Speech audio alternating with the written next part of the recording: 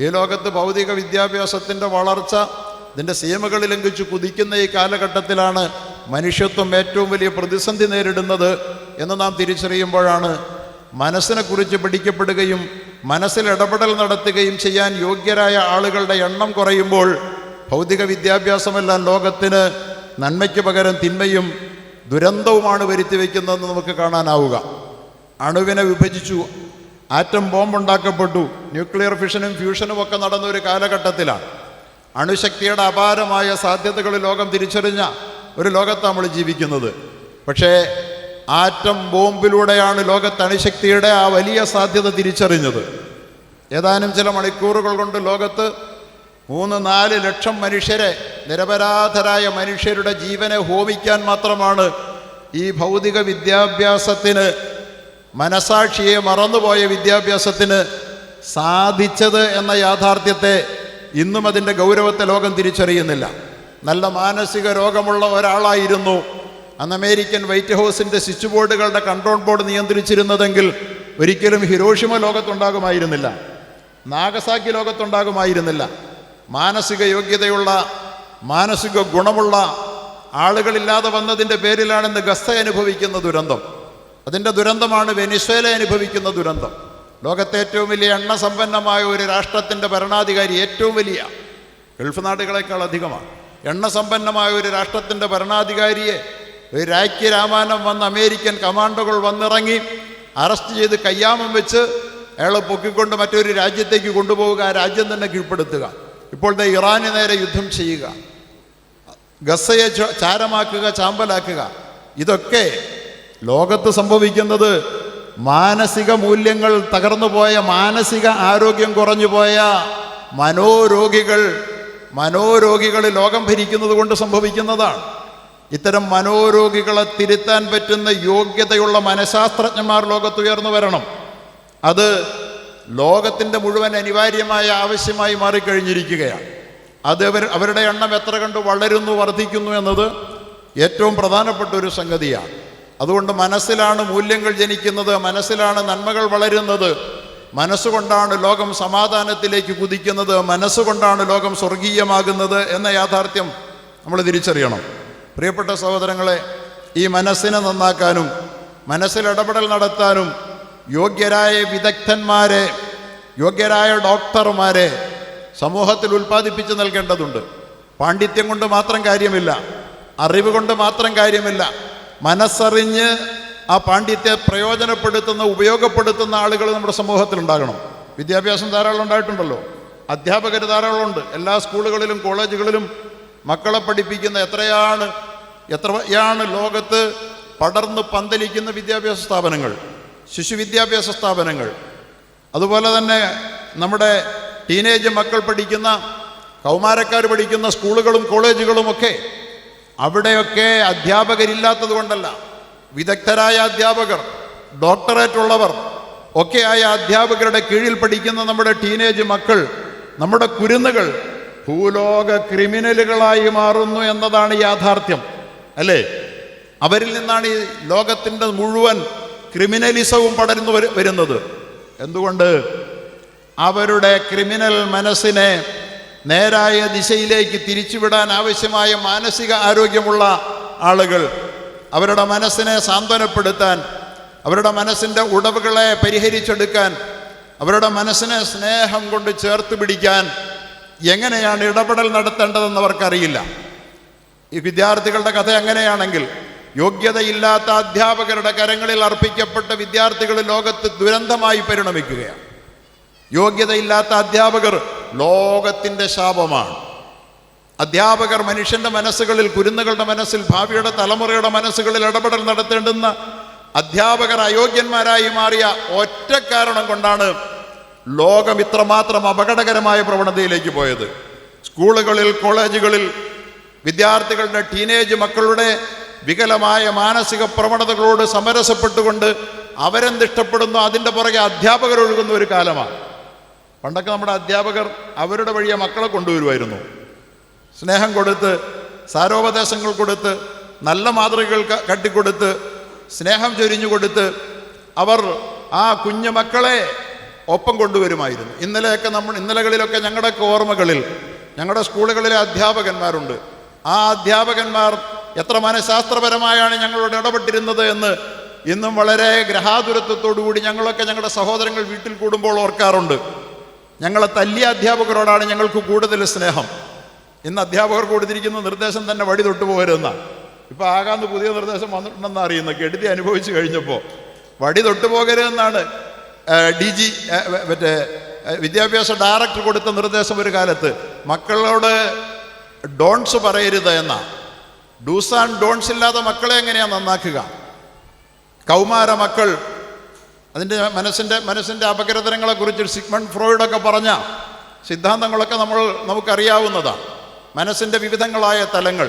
വളരുന്ന ടീനേജ് മക്കൾ id or libido എന്ന് പറയപ്പെടുന്ന ഒരു മാനസിക ഭാവത്തിന് വിധേയമാകുന്നവരാണ്. അത് കഴിഞ്ഞ് കുറച്ചങ്ങോട്ട് പോയി കഴിഞ്ഞാൽ ഈഗോയ്ക്ക് വിധേയമാകും. പിന്നെയും കടന്നു പോയാൽ സൂപ്പർ ഈഗോയ്ക്ക്.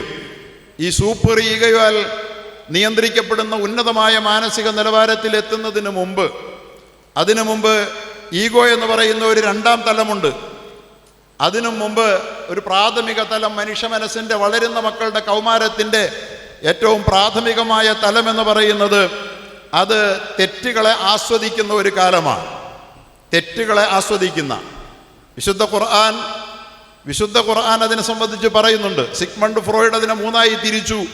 ഇഡോർ ലിബിഡോ എന്നും ഈഗോ എന്നും സൂപ്പർ ഈഗോ എന്നുമാണ് സിഗ്മണ്ട് ഫ്രോയിഡ് വ്യാഖ്യാനിച്ചതെങ്കിൽ മനസ്സിൻ്റെ ഈ മൂന്ന് തലങ്ങളെ വിശുദ്ധ ഖുർആൻ പരിചയപ്പെടുത്തുന്നുണ്ട്. നഫ്സുൽ അമ്മാറ എന്നും നഫ്സുൽ ലവ്വാമ എന്നും നഫ്സുൽ മുത്തുമയിന്ന എന്നും. എന്ന് പറഞ്ഞാൽ വളരുന്ന കൗമാരത്തിൻ്റെ മനസ്സ് തെറ്റുകളെ എൻജോയ് ചെയ്യുന്നതാണ്. വ്യഭിചരിക്കരുതെന്ന് പറഞ്ഞാൽ, ലഹരി ഉപയോഗിക്കരുതെന്ന് പറഞ്ഞാൽ, മദ്യം കഴിക്കരുതെന്ന് പറഞ്ഞാൽ പറഞ്ഞവനോട് പകയുണ്ടാകുന്ന, കഴിക്കാൻ ആഗ്രഹിക്കുന്ന, കൊതിക്കുന്ന ഒരു മനസ്സാണ് ടീനേജ് മക്കളുടേത്. ആ മക്കളെയാണ്, അവിടെയാണ് ഇടപെടൽ നടത്തേണ്ടത് അധ്യാപകന്മാർ, യോഗ്യതയുള്ള അധ്യാപകന്മാർ. അതിനെയാണ് അമ്മാറ എന്ന് ഖുർആൻ പറഞ്ഞത്. ഇഡ് ഓർ ലിബിഡോ എന്ന് മനഃശാസ്ത്രജ്ഞനായ സിഗ്മണ്ട് ഫ്രോയിഡ് വ്യാഖ്യാനിച്ചത്. തെറ്റാണ് അവർ എൻജോയ് ചെയ്യുക. അതാണ് അമ്മാറ, തെറ്റിനേറെ പ്രേരിപ്പിക്കുന്ന മനസ്സെന്നാണ് ആ മനസ്സിനെ കുറിച്ച് പറഞ്ഞത്. രണ്ടാമതൊരു ഘട്ടമുണ്ട്, തെറ്റിനെ കുറ്റപ്പെടുത്തുന്നിടത്തേക്ക് മനസാക്ഷി ഉണരുന്ന രണ്ടാം ഘട്ടം. അതിനെയാണ് അദ്ദേഹം ഈഗോ എന്ന് വിശേഷിപ്പിച്ചത്. വിശുദ്ധ ഖുർആൻ അതിനെക്കുറിച്ച് പറഞ്ഞത് നഫ്സുൽ ലവ്വാമ എന്ന. എന്താണ് ലവ്വാമയുടെ അർത്ഥം? നേരെ ഈ പണ്ഡിതന്മാർക്കറിയാം. കുറ്റപ്പെടുത്തുന്ന മനസാക്ഷി എന്ന്. തെറ്റ് ചെയ്താൽ അത് തെറ്റായി പോയല്ലോ എന്ന് ഒരു തോന്നൽ വരുന്നത് കുറച്ചൊന്ന് പാകപ്പെട്ടിട്ടാണ്. അവിടം വരെ നമ്മുടെ മക്കളെ എത്തിക്കേണ്ടുന്ന ഉത്തരവാദിത്വം ഈ പ്രാഥമിക തലത്തിൽ അധ്യാപകന്മാർക്കാണ്. മനഃശാസ്ത്രം അറിയുന്ന അധ്യാപകരവിടെ വേണം. മൂന്നാമതൊരു തലമുണ്ട്, ഏതാണ്ട് കാട്ടുകൊള്ളക്കാരന്മാരും സാമൂഹിക ദ്രോഹികളും ഒക്കെ പിന്നെ നന്മ അന്വേഷിച്ച് നടക്കുന്ന ഒരു കാലമുണ്ട്. കാശിക്ക് പോകുന്ന, ഉംറയ്ക്ക് പോകുന്ന, നമ്മൾ കാണാറുണ്ടല്ലോ. എല്ലാം ആയി കഴിയുമ്പോൾ എല്ലാം അവസാനിപ്പിച്ചിട്ട് പിന്നെ എന്തെങ്കിലും നന്മ ചെയ്താലേ മനസ്സിന് സമാധാനം കിട്ടുള്ളൂ. ഇതാണ് സൂപ്പർ ഈഗോയുടെ കാലഘട്ടമെന്ന് സിഗ്മണ്ട് ഫ്രോയിഡ് പറയുന്നത്. വിശുദ്ധ ഖുർആൻ അതിനെക്കുറിച്ച് പറയുന്നത് അയാ അയ്യത്തുഹൻ നഫ്സുൽ മുത്മഇന്ന, നന്മയിൽ സംതൃപ്തി കണ്ടെത്തിയ ആത്മാവേ എന്നാണ്. നന്മയിൽ സംതൃപ്തി കണ്ടെത്തിയ ആത്മാവേ. അതൊടുവിൽ അങ്ങനെ മനുഷ്യരെത്തും. പക്ഷെ അതിൻ്റെ പ്രാഥമിക ഘട്ടം എന്ന് പറയുന്നത് തിന്മ ആസ്വദിക്കുന്ന നഫ്സുൽ ലവ്വാമയാണ്. Id or libido. നഫ്സുൽ അമ്മാറയാണ്, ഇഡ് ഓർ ലിബിഡോയാണ്. രണ്ടാമത്തേത് മനസാക്ഷി കുറ്റപ്പെടുത്തുന്ന മാനസിക തലത്തിലേക്ക് പിന്നെയാണ് അവൻ ഉയരുന്നത്. അല്പമൊക്കെ ഒന്ന് വളർന്നു കഴിയുമ്പോൾ അതിനെയാണ് ഈഗോ എന്ന് വിശേഷിപ്പിക്കപ്പെടുന്നത്. ഈഗോയാണ് പലപ്പോഴും തെറ്റിൽ നമ്മളെ പിന്തിരിപ്പിക്കുന്നത്, അല്ലേ? പലതും ചെയ്യണമെന്നുണ്ട്, പക്ഷെ നമ്മുടെ അഭിമാനബോധം, ഈഗോ അതിനനുവദിക്കുന്നില്ല. അതാണ് മനസാക്ഷി കുറ്റപ്പെടുത്തുന്ന മനസാക്ഷിയിലേക്ക് നമ്മുടെ മക്കളെ ഒന്ന് എത്തിക്കണം. അവിടെയാണ് അധ്യാപകരുടെ ഇടപെടൽ ഉണ്ടാകേണ്ടത്. അവിടെ കഴിഞ്ഞാൽ പിന്നെ നമുക്ക് വലിയ റോളൊന്നുമില്ല. മനസാക്ഷിയുടെ വിളിയോത്ത് മനുഷ്യ സമൂഹം പ്രവർത്തിച്ചോളും. കുറേ കഴിയുമ്പോൾ ഇതെല്ലാം മാറ്റിവെച്ചിട്ട് നന്മയുടെ വഴിയിലേക്ക്, വാർദ്ധക്യത്തിലേക്ക് സ്വാഭാവികമായും തിരിഞ്ഞു വരാനുള്ള ഒരു പ്രവണത മനുഷ്യ മനസ്സുകൾക്കുണ്ട്.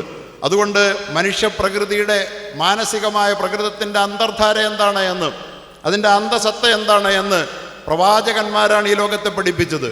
ദൈവികമാണ്, മനസ്സിൻ്റെ ഉടമസ്ഥനാണ് യഥാർത്ഥത്തിൽ പ്രവാചകന്മാർക്ക് ആ അറിവുകൾ നൽകിയത്. അതുകൊണ്ട് തന്നെയാണ് ലോകചരിത്രത്തിൽ എക്കാലത്തും ആദരിക്കപ്പെട്ട മനുഷ്യർ ഡോക്ടർമാരല്ല. ലോകചരിത്രത്തിൽ ഏറ്റവും കൂടുതൽ ആദരിക്കപ്പെടുന്ന മനുഷ്യർ സയൻറ്റിസ്റ്റുകളല്ല. ലോകചരിത്രത്തിൽ അവരൊക്കെ ആദരിക്കപ്പെടേണ്ടവരും ആദരണീയരുമാണ്. പക്ഷേ ഞാൻ നേരത്തെ സൂചിപ്പിച്ചതുപോലെ ദാർശനികന്മാരായ പ്ലേറ്റോയെ പോലെ, സോക്രട്ടീസിനെ പോലെ, അരിസ്റ്റോട്ടിലിനെ പോലെയൊക്കെയുള്ള മഹാദാർശനികന്മാർ, അതുപോലെ തന്നെ മഹാപ്രവാചകന്മാർ, ലോകത്തിൽ നിന്ന് 800 കോടി മനുഷ്യരുണ്ട്. ആ മനുഷ്യരെ സാധാരണഗതിയിൽ തരംതിരിക്കാറുള്ളത് ക്രിസ്ത്യാനികൾ 250 കോടി എന്നാണ്, മുസ്ലിമീങ്ങൾ 225 കോടി എന്നാണ് പറയുന്നത്, ഹിന്ദുക്കൾ വേറെ ഒരു 100-150 കോടിയോളം വരും. ഇങ്ങനെ ഈ മതത്തിൻ്റെ അടിസ്ഥാനത്തിൽ വിഭജനം നടത്തുമ്പോൾ അവരുടെയൊക്കെ ദാർശനികന്മാരായ, ആചാര്യന്മാരായ പ്രവാചകന്മാരെ ചുറ്റിപ്പറ്റിയാണ് ആളുകൾ അറിയപ്പെടുന്നത്. മോസസിൻ്റെ പേരിൽ, ജീസസിൻ്റെ പേരിൽ, മുഹമ്മദിൻ്റെ പേരിൽ, സല്ലല്ലാഹു അലൈഹി വഅല ആലിഹി വസല്ലമിൻ്റെ പേരിൽ. എന്തുകൊണ്ട്? മനുഷ്യ മനസ്സുകളുടെ അടിത്തറ, അതിൻ്റെ അന്തസത്ത തിരിച്ചറിഞ്ഞ് അവിടെ ഇടപെടൽ നടത്തിയ, മനുഷ്യൻ്റെ മനസ്സിനെ കർമ്മഭൂമിയാക്കിയ, അവരെ നേരിൻ്റെ വഴിയിലേക്ക് കൈപിടിച്ചാനയിച്ച മഹാമനീഷികളെ ലോകം മറക്കാതെ എന്നും ഓർമ്മയിൽ കാത്തുവെക്കും. അവരെ ലോകമെന്നും മറക്കാതെ ഓർമ്മയിൽ കാത്തുവെക്കും. ഫറോവയുടെ അനുയായികൾ ലോകത്ത് എത്രയുണ്ട്? അതേസമയം യേശുവിൻ്റെ അനുയായികൾ 250 കോടിയുണ്ട്, അല്ലേ? മോസസിൻ്റെ അനുയായികൾ, ഫറോവയുടെ ഏറ്റുമുട്ടിയ മോസസിൻ്റെ അനുയായികൾ എത്രയുണ്ട്? 100 കണക്കിന് കോടി ആളുകളുണ്ട്, കൃത്യമായും പറയാനറിയാം. മുഹമ്മദ് നബിയുടെ അനുയായികൾ എത്രയുണ്ട്? 100-300 കോടി, 250 കോടിയുണ്ട്. ശത്രുവായിരുന്ന അബൂജഹലിൻ്റെ അനുയായികൾ എത്ര പേരുണ്ട്? ആരെങ്കിലും ഉണ്ടോ? എബ്രഹാം പ്രവാചകന്റെ അനുയായികൾ, ലോകത്തെല്ലാ മതസ്ഥരും എബ്രഹാമിനെ അംഗീകരിക്കുന്നവരാണ്. പക്ഷേ എബ്രഹാമിനോട് ഏറ്റുമുട്ടിയ നമ്രൂദ്, അവിടെ അനുയായികൾ എത്ര പേരുണ്ട്? 1 കോടിയെങ്കിലും ചൂണ്ടിക്കാട്ടാനാകുമോ? ലോക ചരിത്രം മനുഷ്യൻ്റെ മനസ്സിനെ തിരിച്ചറിഞ്ഞ് അതിൻ്റെ ഉത്ഗ്രഥനത്തിന് വേണ്ടി, അതിൻ്റെ അഭിവൃദ്ധിക്ക് വേണ്ടി, അഥവാ മനുഷ്യനെ വാനോളം ഉയർത്താൻ വേണ്ടി പണിയെടുത്ത, മനസ്സിൽ ഇടപെടൽ നടത്തിയ മഹാമനീഷികളായ ദാർശനികന്മാരെയും പ്രവാചകന്മാരെയും നെഞ്ചോട് ചേർക്കുന്ന ലോകമാണ്. ഞാൻ സൂചിപ്പിച്ചത് വൈകിയ ഒരു സമയത്ത് ഉദ്ഘാടക എത്തിക്കഴിഞ്ഞിരിക്കുകയാണ്, ഞാൻ ദീർഘിപ്പിക്കുന്നില്ല. ഈ ഒരു സമയത്ത് ഇനിയും പ്രസംഗം നീട്ടാൻ ആഗ്രഹിക്കുന്നില്ല. മനസ്സാണ് യാഥാർത്ഥ്യം. മനസ്സെന്ന് പറയുന്നത് ഒരു അത്ഭുതമാണ്. മനസ്സിൻ്റെ ചിറകിലേറി തേരിലേറി മനുഷ്യൻ ആകാശ സീമകളുടേക്കും അപ്പുറത്തേക്ക് പറക്കുന്നവനാണ്.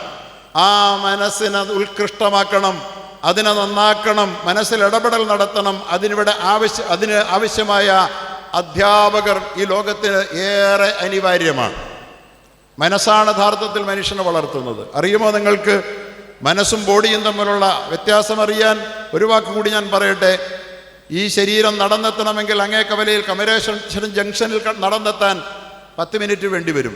പക്ഷേ എൻ്റെ മനസ്സിന് വാഷിങ്ടണിലൂടെ ഇപ്പോൾ പറന്നു നടക്കാൻ സമയം വേണ്ട, പാരീസിലൂടെ പറക്കാൻ സമയം വേണ്ട, ലോസ് ആഞ്ചലസിലൂടെ പറന്നു നടക്കാൻ സമയം വേണ്ട, സൗരയൂഥത്തിൽ പറന്നെത്താൻ സമയം വേണ്ട, ഗാലക്സികൾ താണ്ടി പറന്നു പോകാൻ സമയം വേണ്ട. അഥവാ മനുഷ്യൻ മനസ്സുകൊണ്ട് ഈ ഭൂമിയുടെ ഉപരിതലങ്ങളെ ഭേദിച്ചുയരാനും വളരാനും സാധ്യതയുള്ള ഒരനശ്വര സൃഷ്ടിയാണെന്നും ആ സൃഷ്ടിയെ യഥാർത്ഥത്തിൽ നിയന്ത്രിക്കുന്നത് അവൻ്റെ ഈ അന്തരംഗമാണ്, മനസ്സാണ് എന്നും അതിൽ മാലിന്യങ്ങൾ പുരളാതെ അതിനെ നിലനിർത്തിക്കൊണ്ടു പോയില്ലെങ്കിൽ ഈ ലോകത്ത് തന്നെ മനുഷ്യൻ കാലിടറി വീഴും. അതുകൊണ്ട് മനുഷ്യൻ്റെ മനസ്സിൽ ഇടപെടുന്ന പ്രിയപ്പെട്ട അധ്യേതാക്കളെ, അധ്യാപകരെ, നിങ്ങളാണ് ഈ ലോകത്തിൻ്റെ യഥാർത്ഥ ഗുരുക്കന്മാർ, വഴികാട്ടികൾ. കേവല ഭൗതികതയുടെ അധ്യാപനം നടത്തുന്നവരെക്കാൾ എത്രയോ ഉയരെയാണ് നിങ്ങളുടെ സ്ഥാനം. നിങ്ങൾ വളരെ സമർത്ഥമായി നിങ്ങൾ ഇടപെടൽ നടത്തിയാൽ, അറിയുമോ, നിങ്ങൾക്കിന്ന് ലോകത്ത് മനുഷ്യനൊരു സ്നേഹത്തിന് വേണ്ടി കൊതിക്കുന്നുണ്ട്, ഒരു ഇടപെടലിന് വേണ്ടി കൊതിക്കുന്നുണ്ട്. ഒന്ന് പരസ്പരം, നിങ്ങൾക്കറിയുമോ, ഒരു കഥ കേട്ടിട്ടുണ്ട്, വെറും കഥയല്ല. അമേരിക്കയിൽ ഒരാൾ, അദ്ദേഹം വിഷാദ രോഗത്തിനടിമപ്പെട്ടു. വിഷാദം എന്ന് പറയുന്നത് മനുഷ്യൻ്റെ മനസ്സിനെ കീഴ്പ്പെടുത്തുന്ന ദുരന്തമാണ്. ലോകത്തെ ഏറ്റവും വലിയ ഡെത്ത് കോസ് എന്താണെന്നറിയുമോ നിങ്ങൾക്ക്? ഏറ്റവും കൂടുതൽ ആളുകൾ ഒരു വർഷം മരിക്കുന്നത് എന്തിൻ്റെ പേരിലാണെന്ന്? ആത്മഹത്യയിലൂടെയാണ് മരിക്കുന്നത്. ലോകത്ത് മനുഷ്യന് ഏറ്റവും പ്രിയപ്പെട്ട സംഗതി എന്താ? അവൻ്റെ ജീവനാണ്, അല്ലേ? 10 കോടി സമ്പാദ്യമുള്ള അല്ലെങ്കിൽ 100 കോടി സമ്പാദ്യമുള്ള ഒരു സമ്പന്നൻ തൻ്റെ ആയുസ് 1 വർഷവും കൂടെ നീട്ടിക്കിട്ടുമെന്ന് കണ്ടാൽ 100 കോടിയും മുടക്കി അവൻ എവിടെയും പോയി ചികിത്സിക്കും. അത്രമേൽ താൻ സ്നേഹിക്കുന്ന, മനുഷ്യൻ സ്നേഹിക്കുന്ന ജീവനെ ഈ ലോകത്തൊരു വർഷം 10 ലക്ഷം ആളുകൾ സ്വയം ഹോമിക്കുന്നു എന്ന് വന്നാൽ വിഷാദത്തിൻ്റെ, മാനസിക തകർച്ചയുടെ ദുരന്തത്തെക്കാൾ വലിയൊരു ദുരന്തം ലോകമനുഭവിക്കുന്നില്ല എന്ന് നമ്മൾ ആരെങ്കിലും തിരിച്ചറിഞ്ഞിട്ടുണ്ടോ? അങ്ങനെയാണ് നമ്മുടെ കൂട്ടത്തിൽ പല ആളുകൾ ആത്മഹത്യ ചെയ്തുകൊണ്ടിരിക്കുന്നു. നമ്മളതിനെ ഒരു ആത്മഹത്യ എന്ന് പറയുന്ന ഒറ്റപ്പെട്ട ഇൻസിഡൻറ്റുകളായി എഴുതി തള്ളുമ്പോൾ ചിലർ ആത്മഹത്യ ചെയ്യുന്നു, ചിലർ ആത്മഹത്യയുടെ വഴിയിലാണ്, വക്കീലാണ്. അങ്ങനെ ധാരാളം ആളുകൾ. ഒരു വർഷം ഇന്ത്യ രാജ്യത്തെ കണക്ക് 1,70,000 ഒന്നാണ്. അത് ഏറ്റവും കൂടുതൽ വിദ്യാഭ്യാസമുള്ള കേരളത്തിലാണ്. കേരളത്തിൽ 15,000 പേര് ഒരു വർഷം ആത്മഹത്യ ചെയ്യും. കേരളത്തിലാണ് ഏറ്റവും കൂടുതൽ വിദ്യാഭ്യാസം ഉള്ളത്. വിദ്യാഭ്യാസം കൊണ്ട് മനുഷ്യൻ്റെ മാനസികമായ മുരടിപ്പിനെ, വിഷാദത്തെ പിടിച്ചു കെട്ടാൻ കേവല വിദ്യാഭ്യാസത്തിനാകുന്നില്ല. മനസ്സിൻ്റെ ഔന്നത്യത്തിലേക്ക് ചിറകടിച്ച് പറക്കാൻ, അതിന് ദൈവദത്തമായ അതിൻ്റെ വിശാലതകളെ തിരിച്ചറിയാൻ അതിന് കഴിയണം. അയം നിജ പരോവേദി ഗണന ലഘുചേതസ, അയം നിജ പരോവേദി ഗണന ലഘുചേതസ ഉദാരചരിതാനാം തു വസുധൈവ കുടുംബകം എന്നല്ലേ വേദസൂക്തികൾ നമ്മെ പഠിപ്പിക്കുന്നത്. ഞാൻ നീ എന്ന വിധത്തിൽ മനുഷ്യനെ വേർതിരിച്ച് അന്യതാബോധത്തോടുകൂടി സങ്കല്പിക്കുകയും പ്രവർത്തിക്കുകയും ചെയ്യുന്നവൻ ചെറിയ മനസ്സിൻ്റെ ഉടമയാണ്. ആകാശ ചെരിവുകളിലേക്ക് ചിറകടിച്ച് പറക്കുന്ന, ഗാലക്സികൾ താണ്ടിപ്പറക്കുന്ന, വാഷിങ്ടണിലൂടെ സമയത്തിൻ്റെ ആവശ്യമില്ലാതെ പാറിപ്പറക്കുന്ന ആകാശത്തിൻ്റെ അവശിഷ്ടമായ സ്പന്ദമായ ഈ മനസ്സ്, ആ മനസ്സിനെ അന്യതാബോധം കൊണ്ട് മനുഷ്യൻ ചെറുതാക്കുകയാണ്. ഹിന്ദുവെന്ന് ഇപ്പം അങ്ങനെ ഉണ്ടല്ലോ, ഹിന്ദുവെന്ന്, ക്രിസ്ത്യാനിയെന്ന്, മുസ്ലിമെന്ന് വർഗീയമായി വേർതിരിക്കുന്ന, ജാതി കൊണ്ട് വംശീയമായി വേർതിരിക്കുന്ന ഇവനൊക്കെ ചെറിയ മനസ്സിൻ്റെ ഉടമകളാണ്. വലുതായിരിക്കേണ്ട മനസ്സിനെ ചെറുതാക്കുന്നവനാണ് വേദം പഠിപ്പിക്കുന്നത്. ഉദാരചരിതാനാം തു വസുധൈവ കുടുംബകം. ലോകമേ തറവാട്, തനിക്ക് ചെടികളും പുൽകളും പുഴുക്കളും കൂടിത്തൻ കുടുംബക്കാർ, ത്യാഗമെന്നതേ നേട്ടം താഴ്മതാൻ അഭ്യുന്നതി എന്ന് പഠിപ്പിച്ച ഗാന്ധിജിയുടെ ലോകമേ തറവാട്, ഉദാരചരിതാനാം തു വസുധൈവ കുടുംബകം. അതാണ് മഹാമനീഷികൾ, പ്രവാചകന്മാർ നമ്മെ പഠിപ്പിച്ചത്. ലോകം മുഴുവൻ നമ്മുടെ തറവാടാണെന്ന് സങ്കല്പിക്കുന്ന വിശാലമായ ഒരു മാനസികാവസ്ഥയുടെ കുറവ് കൊണ്ട് അയലത്ത് താമസിക്കുന്നവനെ പോലും തിരിച്ചറിയാതെ. ഞാൻ എറണാകുളത്താണ് സേവനം ചെയ്യുന്നത്. അവിടെ വലിയ ടവറുകളിലാണ് ആളുകൾ താമസിക്കുന്നത്. ഒരു റൂമിൽ താമസിക്കുന്നവൻ, ഒരേ ഫ്ലാറ്റിൽ താമസിക്കുന്നവന് വർഷങ്ങളോളം താമസിച്ചാലും അവരെന്നെ അറിയില്ല. അമേരിക്കയിൽ അടുത്ത കാലത്ത് സംഭവമുണ്ടായി. അവിടെ താമസിക്കുന്ന ഒരാൾ വിഷാദരോഗിയാണ്. ആരും തനിക്കായില്ല എന്ന നിരാശാബോധവുമായി മരിച്ചു കളയാമെന്ന് തീരുമാനിച്ചിട്ട്, ആരും തനിക്കാരുമില്ലെന്ന ചിന്ത, വിഷാദമാണ് അദ്ദേഹത്തെ അലട്ടുന്ന രോഗം. ആ വിഷാദത്തിൻ്റെ പേരിൽ ആത്മഹത്യ ചെയ്യുന്നവരാണ് 10 ലക്ഷം ആളുകൾ ഒരു വർഷം ഈ ഭൂമിയിൽ. അത്രമേൽ മനുഷ്യൻ തൻ്റെ മാനസിക പ്രശ്നങ്ങളാൽ മനുഷ്യൻ അലട്ടപ്പെടുന്നുണ്ട്. അവിടെയാണ് നിങ്ങളുടെ ഇടപെടലെന്ന് ഞാൻ സൂചിപ്പിക്കാൻ വേണ്ടിയാണ് പറഞ്ഞത്. അയാൾ ഇറങ്ങി ഒരു മരണക്കുറിപ്പ് എഴുതി വെച്ചു. ഞാൻ മരിക്കാൻ തീരുമാനിച്ചിരിക്കുകയാണ്, തനിക്കാരുമില്ല. പക്ഷെ അദ്ദേഹം മരിക്കാൻ തീരുമാനിച്ചത് 3 കിലോമീറ്ററുകൾക്ക് അപ്പുറമുള്ള ഒരു നദിയുടെ കുറുകെ സ്ഥാപിച്ചിരിക്കുന്ന ഒരു പാലത്തിൽ നിന്ന് നദിയിലേക്ക് എടുത്തു ചാടി മരിക്കാനാണ്. നദിയിലേക്ക് ചാടി മരിക്കാൻ 3 കിലോമീറ്റർ നടന്നു പോകണം. അദ്ദേഹം എഴുതി, ആരുമില്ലാത്ത, എന്തേ എന്നോട് ചോദിക്കാൻ, ഹലോ എന്നോട് പറയാൻ ആരുമില്ലാത്തൊരു ലോകത്താണ്, അമേരിക്കയിലാണ് എൻ്റെ ജീവിതം. ഞാൻ കടന്നു പോകുന്ന വഴിയിൽ ആരെങ്കിലും എൻ്റെ പുറത്തുനിന്ന് തട്ടിയാൽ, എന്തുണ്ട് വിശേഷമെന്നൊന്ന് ചോദിച്ചാൽ, മരിക്കാറുള്ള എൻ്റെ തീരുമാനം ഞാൻ തിരുത്തുമെന്ന് മരണക്കുറിപ്പ് എഴുതി വെച്ചിട്ട് ആ മനുഷ്യൻ ആ നദിക്കരയിലേക്ക്, പാലത്തിലേക്ക് നടന്നുപോയി. പക്ഷെ പാലത്തിലെത്തുന്നത് വരെ 3 കിലോമീറ്റർ പ്രബുദ്ധമായ, വിദ്യാസമ്പന്നമായ എന്നൊക്കെ നാം വിശേഷിപ്പിക്കുന്ന അമേരിക്കയുടെ തെരുവില്ല മനുഷ്യൻ്റെ പുറത്തൊന്ന് തട്ടാനോ ഹെലോ എന്ന് പറയാനോ ഒരാളും ഉണ്ടായില്ല. ആ മനുഷ്യൻ ആ നദിക്കരയിൽ നിന്ന് നദിയിലേക്ക് എടുത്തു ചാടി ആത്മഹത്യ ചെയ്തു. ലോകം കേട്ട വാർത്തയാണിത്. മറ്റൊന്നാണ്, അമേരിക്കയിലെ ഒരു വലിയ ഓഫീസിൽ ഒരാഴ്ചയോളം ഒരു മനുഷ്യൻ തൻ്റെ ഓഫീസിലെ കസേരയിൽ മരിച്ചിരുന്നു. ഒരാഴ്ചയോളം മരിച്ചിരുന്നു. ആ മനുഷ്യനോടൊരു ഹലോ പറയാൻ ആരും ഉണ്ടായില്ല. ഇവിടെയാണ് മതം മനുഷ്യൻ്റെ മനസ്സിനെ വലുതാക്കുന്ന സന്ദേശങ്ങൾ നൽകുന്നത്. ഹക്കുൽ മുസ്ലിമി അലൽ മർഇ സിത്തുൻ. ഒരു മനുഷ്യന് മറ്റൊരാളോട് 6 ബാധ്യതയാണ്. ഒന്ന്, ഇദാ ലഖീതഹു ഫസല്ലിം അലൈഹി, കണ്ടാൽ ഒരു സലാം പറയണം. തനിക്കാരുമില്ലെന്ന ഒരു തോന്നൽ ഒരിക്കലും തെരുവിലൂടെ നടന്നു പോകുന്ന നീ അറിയുന്നതോ അറിയാത്തതോ ആയ ഒരാൾക്കും ഉണ്ടാകരുത്. ഒരു സലാം കൈമാറിക്കൊണ്ട് നിനക്ക് ഞാനുണ്ട് എന്ന തോന്നൽ ഈ ലോകത്ത് ജീവിക്കുന്ന ഓരോ മനുഷ്യനും സൃഷ്ടിക്കാൻ നിനക്കാകണമെന്ന്. അത് 6 ബാധ്യതകളിൽ ഒന്നാണ്, മനുഷ്യനോടുള്ള ബാധ്യതകളിൽ ഒന്നാണ് എന്ന്. തുമ്മിയിട്ട് അൽഹംദുലില്ലാ, തുമ്മിയിട്ട് ഒരു മനുഷ്യൻ നിൽക്കുന്നത് കണ്ടാൽ, അവൻ ദൈവത്തെ സ്തുതിച്ചാൽ അവന് നീ സ്തുതി ഏറ്റുപറയണം. കണ്ടോ, തുമ്മിയാൽ പോലും ഇടപെടൽ നടത്തണം മനുഷ്യന് വേണ്ടി. എന്താണ് തുമ്മിയാൽ ഇടപെടൽ നടത്തേണ്ടത്? ഞാൻ മംഗളം മാസികയിൽ ഒരു 25 വർഷം മുമ്പ് അന്ന് മംഗളമൊക്കെ വായിക്കുന്ന കാലം, ഇപ്പോൾ അതിനൊന്നുമില്ല, വായിക്കുന്ന കാലത്താണ്. അതിലൊരു ചെറിയ കോളം ന്യൂസ്, അമേരിക്കയിലൊക്കെ അവിടുത്തെ ആളുകൾ തുമ്മിയാൽ പ്രൈസ് ദ ലോർഡ് എന്ന് പറയാൻ തുടങ്ങിയിരിക്കുന്നു, ദൈവത്തിന് സ്തുതി എന്ന്. എന്താണതിന് കാരണം? അവർ പറയുന്നു, തുമ്മുമ്പോഴാണ് ആകെ മനുഷ്യൻ്റെ ഹൃദയം സ്തംഭിക്കുന്ന ഒരേ ഒരു നിമിഷം. ജീവിച്ചുകൊണ്ടിരിക്കുന്ന ഒരു മനുഷ്യൻ്റെ ഹൃദയം സ്തംഭിക്കുന്ന ജീവിതത്തിലെ ഒരേ ഒരു നിമിഷം മനുഷ്യൻ തുമ്മുമ്പോഴാണ്. 120 കിലോമീറ്റർ വേഗത്തിൽ, ശക്തമായ വേഗത്തിൽ വായുവിൻ്റെ പ്രവാഹം പുറത്തോട്ട് സംഭവിക്കുമ്പോൾ അതിൻ്റെ പ്രഭവ കേന്ദ്രത്തിൽ തിരിച്ചൊരു പ്രതിപ്രവർത്തനം നടക്കുന്നതിൻ്റെ ഫലമായി ഹൃദയം സ്തംഭിച്ചു പോകുന്നു എന്നാണ്. ആ സ്തംഭിക്കുന്ന ഹൃദയം മരണതുല്യമായ അവസ്ഥയെ അഭിമുഖീകരിക്കുക. അവിടെയാണ് പ്രവാചകൻ പഠിപ്പിച്ചത് അൽഹംദുലില്ലാ എന്ന് തുമ്മുമ്പോൾ പറയണമെന്ന്. നോക്കണേ, ഇടപെടൽ ഒരു മനുഷ്യജീവിയുടെ, സഹജീവിയുടെ ഒരു പ്രശ്നത്തിൽ അതൊരു തുമ്മൽ ഒരു പ്രശ്നമാണെന്നാണ് പറഞ്ഞത്. പോരാ, കേട്ടവൻ അൽഹംദുലില്ലാ എന്നവൻ പറയണം, അല്ലാഹുവേ ഈ മരണതുല്യമായ സാഹചര്യത്തെ അതിജീവിക്കാൻ ഭാഗ്യം തന്ന നിനക്ക് സ്തുതി എന്ന് പറയണമെന്ന് പ്രവാചകൻ. നമ്മളത് പറയാറില്ലേ? എല്ലാവരും പറയുന്നവരല്ലേ? കേട്ടവൻ പറയണം ഇർഹമുക്കല്ലാ, ദൈവം നിനക്ക് കരുണ ചെയ്യട്ടെ, വളരെ പ്രതിസന്ധിയിലൂടെയാണ് നീ കടന്നുപോയതെന്ന്. മൂന്നാമത് ഈ തുമ്മിയാൾ അപ്പോൾ പറയണമെന്ന് എന്താ പറയണ്ടേ? യഹ്ദീക്കും, അതെല്ലാവരും പറയുന്നത് കേട്ടോ, യഹ്ദീക്കുമുല്ലാഹു വയുസ്ലിഹു ബാലക്കും. തുമ്മിയവൻ്റെ ഹൃദയം സ്തംഭിച്ചിട്ടില്ല, ചലിക്കുന്നുണ്ട് എന്ന് അവനെ കൊണ്ട് പറയിച്ചിട്ടേ നീ അവിടെ നിന്ന് കടന്നു പോകാവൂ എന്ന് ഇസ്ലാമിൻ്റെ ഒരു സന്ദേശമാണ്. കണ്ടാൽ സലാം പറഞ്ഞുകൊണ്ട് തനിക്കാരുമില്ലെന്നുള്ള തോന്നലിൽ നിന്ന് സമൂഹത്തെ മോചിപ്പിക്കണമെന്ന്. എല്ലാ മതങ്ങളും ഇതൊക്കെ തന്നെയാണ് പഠിപ്പിക്കുന്നത്. ഞാനൊരു മതത്തിൻ്റെ സോഴ്സിൽ നിന്ന് നിങ്ങളെ ഉദ്ധരിക്കുന്നു എന്ന് മാത്രമേ ഉള്ളൂ. ഈ ഇടപെടലുകൾ വേണ്ടേ നമുക്ക്? അന്യവൽക്കരണമാണോ വേണ്ടത്? ചേർത്ത് പിടിക്കലല്ലേ വേണ്ടത്? അങ്ങനെ സംഭവിച്ചാൽ ആ അമേരിക്കയിലെ ചെറുപ്പക്കാരൻ മരിക്കുമായിരുന്നില്ല. അങ്ങനെ ഇടപെടൽ തുമ്മിയാൽ, ഞാൻ ഓർക്കാറുണ്ടായിരുന്നു, സലാം പറയുമ്പോൾ അസ്സലാമു അലൈക്കും പറഞ്ഞാൽ വലൈക്കും അസ്സലാം ഒക്കെ കടന്നു പോകാം. പക്ഷെ തുമ്മിയവൻ അൽഹംദുലില്ലാ പറഞ്ഞാൽ ഇർഹമുക്കല്ലാ ഇവൻ പറയണം. പിന്നെ തുമ്മിയവൻ നിന്നിട്ട് യഹ്ദീക്കുമുല്ലാ എന്നുകൂടി പറഞ്ഞിട്ട് പോകണമെന്ന് പറഞ്ഞത് എന്തിനാന്ന് ഞാൻ ഈ മംഗളം വായിച്ചപ്പോഴാണ് അതിൻ്റെ ഉത്തരം കിട്ടിയത്. അവൻ്റെ ഹൃദയം സ്തംഭിച്ചിട്ടുണ്ട്, അവൻ സംസാരം ആരംഭിച്ചിട്ടുണ്ടെന്ന് ഉറപ്പുവരുത്തിയിട്ടേ കടന്നു പോകാവൂ എന്ന്. ലോകത്തുള്ള 250 കോടി മുസ്ലിമും മതബോധമുള്ളവരും അത് ചെയ്യുന്നു. ഈ സദസ്സിനോട് എന്ത് പ്രാർത്ഥനയാണ് ചെയ്യേണ്ടതെന്ന് ചോദിച്ചപ്പോൾ നിങ്ങളെല്ലാവരും ഒരുപോലെ പറഞ്ഞു യഹ്ദീക്കുമുല്ലാ വയുസ്ലിഹു ബാലക്കും, അള്ളാഹു നിന്നെ നേർവഴിയിൽ നടത്തട്ടെ, വയുസ്ലിഹു ബാലക്കും, നിൻ്റെ ഹൃദയത്തെ ആരോഗ്യമുള്ളതാക്കട്ടെ. എൻ്റെ അർത്ഥം എന്താ? ബാൽ, ഹൃദയം, നിൻ്റെ ഹൃദയത്തിന് ആരോഗ്യം തരട്ടെ. ഹൃദയത്തിലാണ് പ്രശ്നം.